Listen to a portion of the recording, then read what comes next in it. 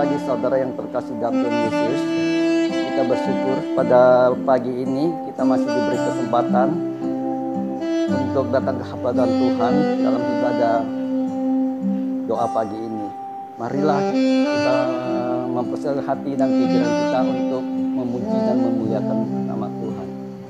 Mari kita mengambil saat itu sejenak.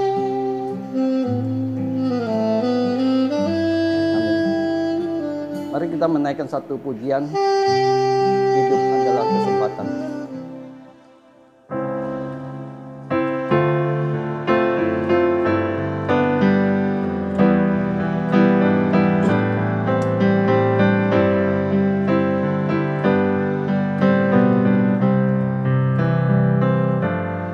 Hidup ini adalah kesempatan. Ini untuk melayani Tuhan. Jangan sia-siakan waktu yang Tuhan beri.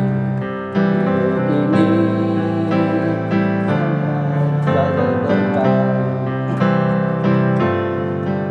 Oh Tuhan, pakailah hidupku selagi aku masih kuat. Bila saatnya nanti ku tak berdaya lagi, hidup ini sudah jadi berkat. Oh Tuhan, adalah kesempatan. Hidup ini untuk melayani Tuhan. Jangan sia-siakan waktu yang Tuhan beri. Hidup ini punya jadi berkat. Oh Tuhan, pakailah hidupku selagi aku masih kuat. Bila saatnya nanti ku tak berdaya lagi, hidup ini sudah jadi berkat. Mari kita berdoa. Tuhan Yesus, terima kasih pada saat ini kami masih diberi kesempatan datang ke hadapan-Mu. Kami bersyukur Tuhan pada pagi ini kami boleh melakukan ibadah online, ibadah pagi melalui online. Berkatilah ibadah kami Bapa, berkatilah jemaat-jemaat kami Bapa, supaya kami dapat diberkati dari awal sampai akhir. Terima kasih Bapa, kami serahkan ibadah ini ke dalam tangan-Mu. Kami akan doa dan syukur ini hanya di dalam nama Tuhan kami, Yesus Kristus. Amin. Ya, sebelum kita menaikkan doa syafaat, kita akan menaikkan satu lagu. Yesus, Yesus, dengar doaku. Kita yakin Tuhan pasti mendengarkan doa kita.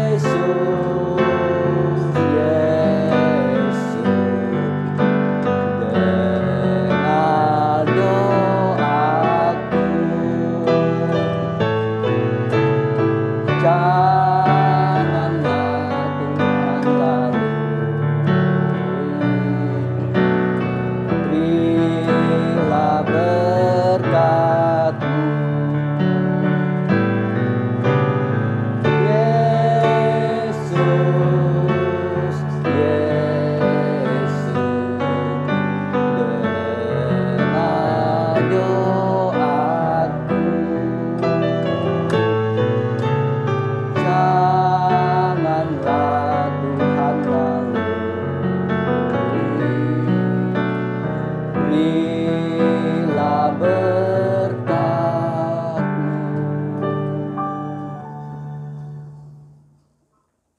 kita menaikkan lagu doa syafaat. Pertama kita berdoa untuk anak-anak kita, untuk jemaat-jemaat kita. Kedua, kita berdoa untuk bangsa dan negara kita. Mari kita bersatu dalam doa.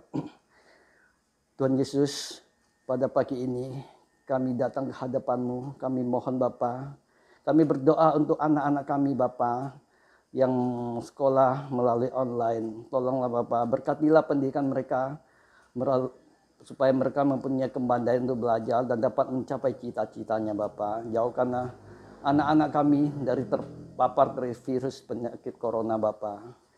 Dan kami juga berdoa untuk jemaat-jemaat kami Bapa yang dalam masa sulit ini Bapa, yang mengalami masalah ekonomi. Tolong kami Bapa, tolong buka jalan. Yang kehilangan pekerjaan, tolong bantu mereka Bapa. Yang mengalami sakit penyakit, terutama yang lansia, tolong sembuhkan Bapa. Kami percaya Engkau adalah dokter dari dokter yang mengalami masalah keluarga, tolong pulihkan Bapa. Kami percaya dalam keadaan sesulit apapun, kami hanya berharap padamu Bapa. Kami juga percaya asal kamu mau datang kepadamu, Engkau tidak akan meninggalkan kami Bapa. Terima kasih Bapa, kami serahkan jemaat kami ke dalam tangan-Mu. Kami naikkan doa dan permohonan ini hanya di dalam nama Tuhan kami, Yesus Kristus. Amin. Dan kita juga berdoa untuk bangsa kita, bangsa Indonesia. Tuhan Yesus, kami berdoa untuk negara kami, bangsa Indonesia Bapa.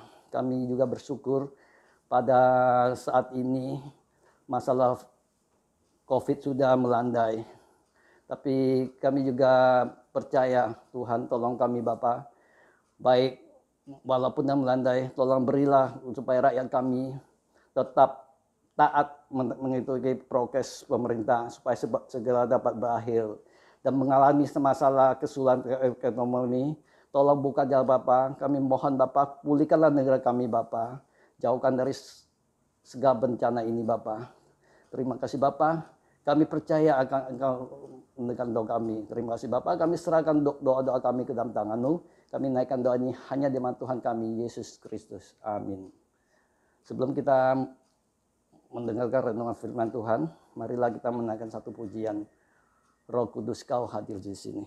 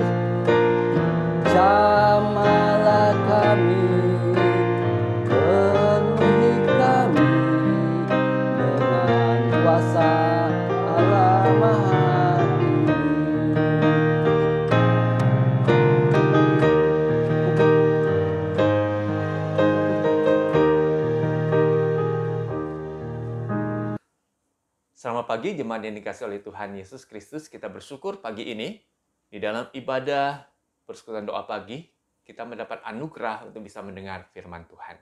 Sebelum kita membaca dan merenungkan firman Tuhan, mari kita akan berdoa. Terima kasih Bapa, kesempatan yang kembali Tuhan berikan bagi setiap kami sebagai umat-Mu pagi ini. Kami mendapat anugerah untuk bisa mendengar kembali pemberitaan firman Tuhan. Engkau berbicaralah kepada kami Tuhan, kami telah siap untuk mendengarkannya. Di dalam nama-Mu Tuhan Yesus kami berdoa. Amin.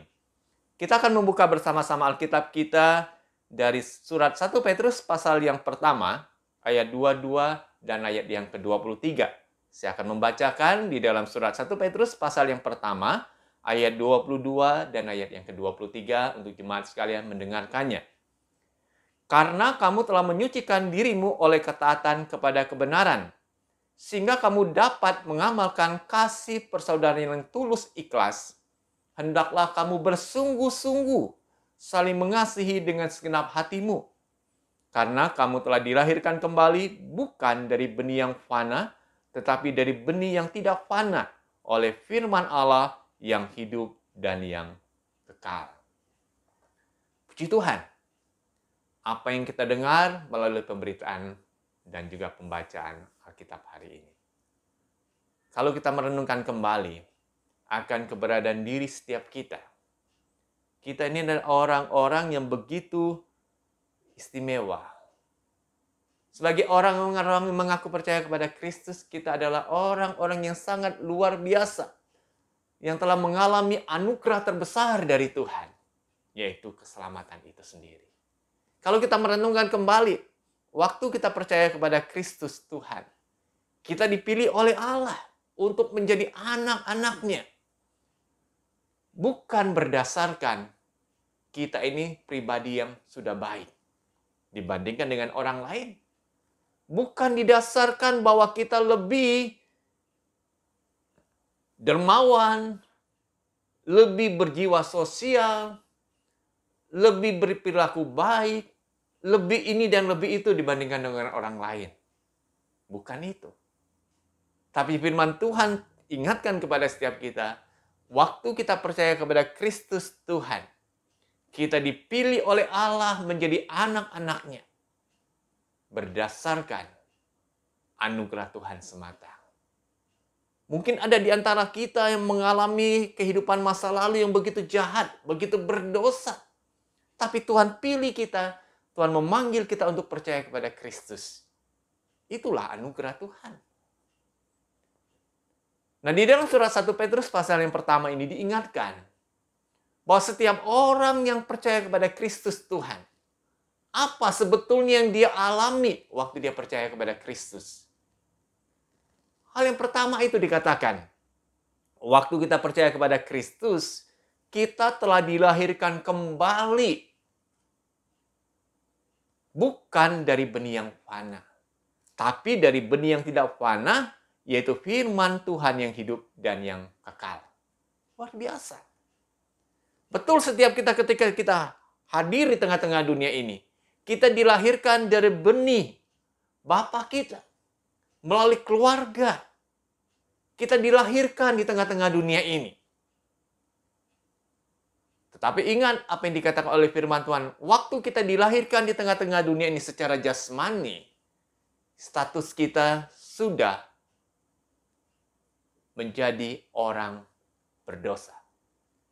Karena apa? Kita dilahirkan dengan membawa sifat dosa itu. Status kita sebagai orang berdosa sudah diturunkan dari sejak Adam dan Hawa. Kita statusnya sebagai orang berdosa. Siapapun manusia yang dilahirkan di dunia ini, dia orang berdosa. Sehingga karena dia dilahirkan sebagai orang yang berdosa, kecenderungan hati dia ketika dia menjalani hidup di tengah dunia ini, ingin membawa dia terus-terusan hidup di dalam dosa. Hidup yang dibelenggu oleh kuasa dosa itu. Dan kita nggak mungkin bisa melepaskan diri dari belenggu kuasa dosa.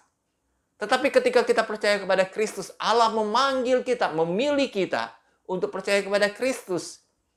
Kita dilahirkan kembali. Lahir dari benih yang tidak fana, yaitu firman Tuhan yang hidup dan yang kekal itu. Kita dilahirkan kembali menjadi ciptaan yang baru. Dan Rasul Paulus ingatkan di dalam suratnya di dalam 2 Korintus pasal 5 ayat 17. Jadi barang siapa yang ada di dalam Kristus, dia adalah ciptaan yang baru. Yang lama sudah berlalu, sesungguhnya yang baru itu sudah datang. Paulus, dia bisa menyatakan di dalam suratnya ini. Karena dia lihat sendiri melalui kehidupan dia secara pribadi. Masa lalu dia sebelum dia percaya kepada Kristus. Pribadi yang begitu benci atas kekristenan. Dia sudah melakukan tindakan pembunuhan, penganiayaan setiap orang-orang Kristen. Tapi waktu dia percaya kepada Kristus, Tuhan memanggil dia untuk percaya Yesus. Dia dilahirkan kembali. Menjadi ciptaan yang baru. Menjadi pribadi yang begitu mengasihi Tuhan. Memandang setiap orang-orang percaya kepada Kristus sebagai saudara. Yang harus dirangkul, yang harus dikasihi. Luar biasa perubahan besar itu. Dan ini yang terjadi. Jadi waktu kita percaya Yesus, kita sudah dilahirkan kembali menjadi ciptaan yang baru itu. Dan yang kedua dikatakan, kalau kita sudah dilahirkan kembali. Kita lihat di dalam ayat yang ke-23. Kita sudah dilahirkan kembali, bukan dari benih yang fana, tetapi dari benih yang tidak fana. Itu firman Allah yang hidup dan yang kekal. Itu yang pertama tadi. Yang kedua dikatakan kalau kita lihat di dalam ayat yang ke-22-nya, ayat sebelumnya. Karena kamu telah menyucikan dirimu oleh ketaatan kepada kebenaran. Jadi waktu kita dilahirkan kembali, bukan berarti kehidupan setiap kita langsung berubah. Dari yang jahat jadi langsung baik. Semuanya berubah seperti membalikkan telapak tangan. Bukan itu. Waktu kita percaya Yesus, kita dilahirkan kembali. Status kita sebagai orang-orang benar di hadapan Tuhan. Kita menjalani hidup ini, dikatakan kita telah menyucikan diri oleh ketaatan kepada kebenaran itu. Kita harus mengalami proses penyucian diri itu. Melalui apa proses menyucikan diri kita ini? Melalui ketaatan kepada kebenaran itu sendiri. Bicara tentang menyucikan diri dengan ketaatan kepada kebenaran, ini bukanlah perkara yang mudah untuk kita lakukan. Tetapi sebuah perjuangan yang berlangsung seumur hidup kita. Betul. Namanya perjuangan itu berarti harus ada harga yang dibayar. Untuk taat kepada kebenaran, itu bukanlah perkara yang mudah, seperti membalikkan telapak tangan. Enggak. Dalam hal kita mau taat kepada kebenaran, kita harus berani untuk menyangkal diri, memikul salib. Karena untuk taat itu bukanlah perkara yang mengenakan buat kita. Tapi kadang-kala menyesakan bagi kita, kadang-kala membuat kita enggak nyaman. Tapi kalau kita berani untuk taat, kita berhasil hidup dalam kebenaran itu. Membawa kesukaan besar bagi hidup kita. Kalau kita telah mengalami kedua hal ini, terus apa yang harus kita lakukan dalam interaksi kita dengan orang-orang di sekitar kita? Ingat, waktu kita percaya Yesus, kita lahir kembali dalam kehidupan yang baru. Bukan kita langsung diangkat meninggalkan dunia ini. Tidak, kita tetap ditempatkan hidup di tengah dunia ini, berinteraksi dengan orang-orang di sekitar kita. Lalu bagaimana kita harus menjalani hidup ini? Dalam interaksi kita berelasi dengan sesama kita. Dalam ayat yang kita baca hari ini 22 dan 23 dari 1 Petrus pasal yang pertama, kita lihat ada dua hal besar yang harus kita lakukan itu. Hal yang pertama dikatakan di dalam ayat yang ke-22. Karena kamu telah menyucikan dirimu oleh ketaatan kepada kebenaran, sehingga kamu dapat mengamalkan kasih persaudaraan yang tulus, ikhlas. Jadi supaya kamu dapat mengamalkan, mempraktekkan kasih persaudaraan itu dengan tulus ikhlas. Saya pernah dengar beberapa pernyataan dari perbincangan yang dilakukan oleh beberapa orang yang saya temui. Dia katakan gini, saya mau menjadikan orang ini teman saya. Kenapa? Karena kalau dia sudah menjadi teman saya bisa menjalankan bisnis itu dengan lancar. Dia bisa menjadi rekan bisnis saya, yang boleh mendatangkan keuntungan bagi saya untuk saya mendapatkan cuan yang lebih besar lagi. Saya bisa membina persaudaraan, pertemanan dengan orang ini. Supaya apa? Supaya dia bisa jadi backing saya, memberikan rasa aman, menjadi pembela buat saya. Kalau saya melakukan sesuatu, kalau saya mengalami kesulitan, dia bisa membela saya, memberikan keamanan itu. Ini kasih persaudaraan yang tulus ikhlas. Tetapi kasih persaudaraan yang berdasarkan untung dan rugi. Bukan ini Tuhan kehendaki. Yang Tuhan kehendaki kalau kita sudah lahir kembali, kita mau mempraktekkan, mengamalkan kasih persaudaraan itu dengan tulus ikhlas, kita tidak memikirkan untung dan ruginya. Karena setiap orang yang kita nyatakan kasih persaudaraan itu, pribadi-pribadi yang berharga di mata Tuhan. Sehingga waktu kita mengamalkan kasih persaudaraan itu, setiap orang itu berharga dan bernilai. Siapapun dia menjadi saudara bagi kita. Dan ini memang bukanlah sesuatu yang mudah untuk kita lakukan, tapi sebuah proses yang harus kita usahakan terus-menerus sepanjang hidup kita.